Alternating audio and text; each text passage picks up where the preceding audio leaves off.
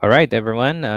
This is News Listener by Angelo again, and today is May 10, 2025. Malapit na ang eleksyon, and isa naman to sa bagong video for today. Okay? So, pag-usapan naman natin si Senator Pia Cayetano.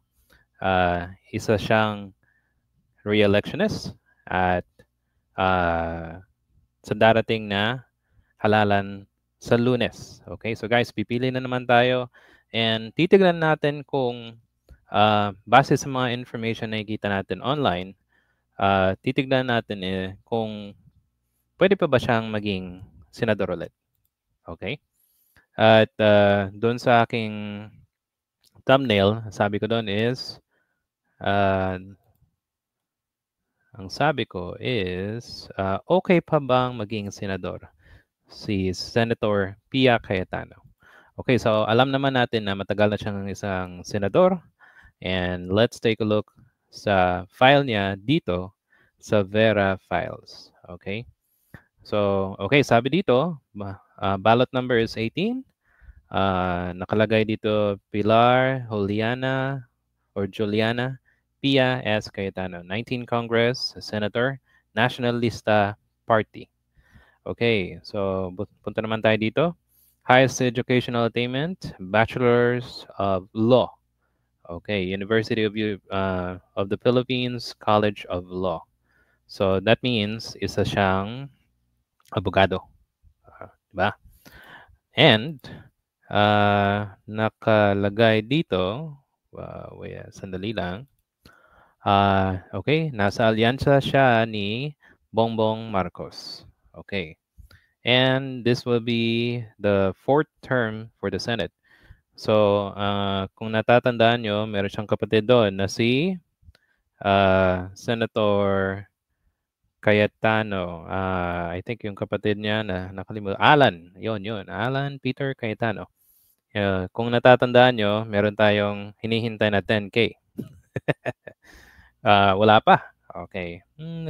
Kasi yun sa ad niya, puro lang 10K. Kaso, hindi niya naman magampanan. Diba? Okay. Anyway, going back to Senator Pia. So sabi niya dito, vying, okay, so for the fourth term, and continue championing laws, protection, empowerment of women, children, improving healthcare access. She was a vocal critic of vape bill, which lapsed into law a month into Marcos administration.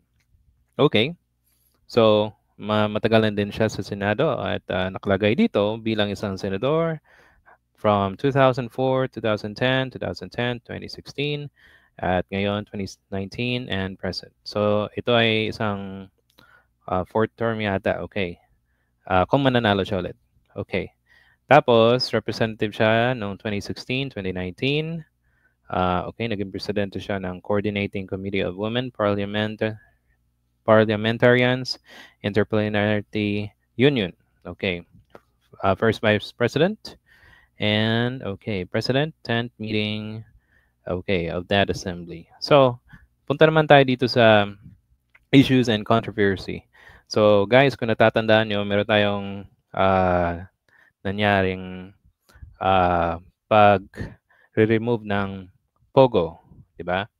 And si Pia ay isa sa mga co-authored and she is the principal sponsor ng law na ito, which happened in 2021. And alam niyo man nangyari, ang daming kidnapping, human trafficking. I think drugs is included there. And ang daming masamang nangyari sa mga pogo sa ating bansa. And that caused, ang daming krimen na nangyari doon. Di ba? And if you remember last year, sinabi ni Bongbong Marcos na wala nang pogo, stop na. Okay?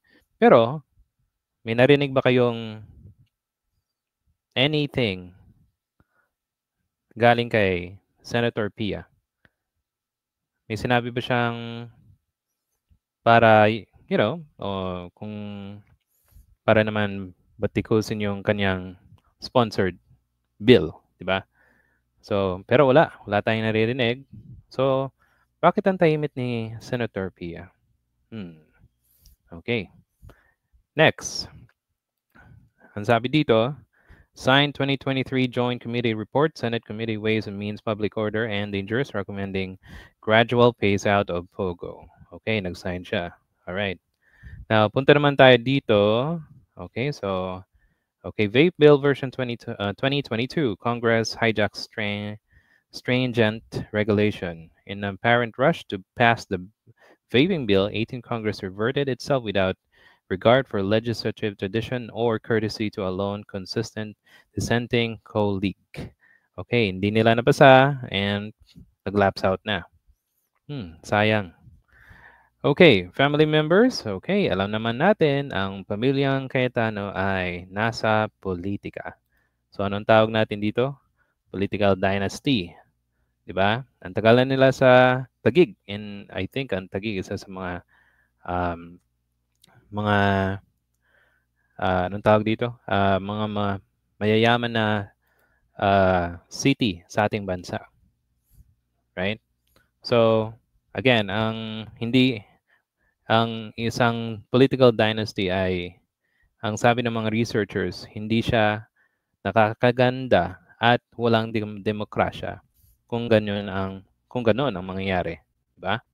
So, for me, I've been vocal na hindi ko gusto ang isang political dynasty sa ating gobyerno. Yun. Okay. Next, okay, supports the corporate recovery tax incentive enterprise. Okay, dito sa top concerns. Okay, create more law which formalize flexible work arrangement, business Philippines economic, and free ports expanded the 10-6 tax. Okay, so nag-author din siya ng, okay, so this is the POGO, and then commended office, okay, cancel. Yung mga, yung na-figure out na may mga Chinese na nagbili ng citizenship, which na-expose doon sa Senate Blue Ribbon Committee. Okay, West Philippine Sea, walang record. Okay, pero I think nakita ko doon last time, pumunta sila sa isang basketball event, Philippines versus China, ano ata sila, I don't know kung kasama siya doon, pero I believe na hindi natin narinig siya nung time na si Duterte ang isang naging presidente. Wala tayong narinig na parang, di ba, iba na yung pupuntahan eh. Parang naging napaka-lax at ang daming jokes about being the province of China. Eh, wala siyang nasabi doon. Okay, tapos okay, so okay, naano siya ng drug war, okay, ng last time. And okay, this is more on disaster preparedness, and okay, meron siyang bill about importance of children and most vulnerable sa isang disaster para tugunan sila. Okay.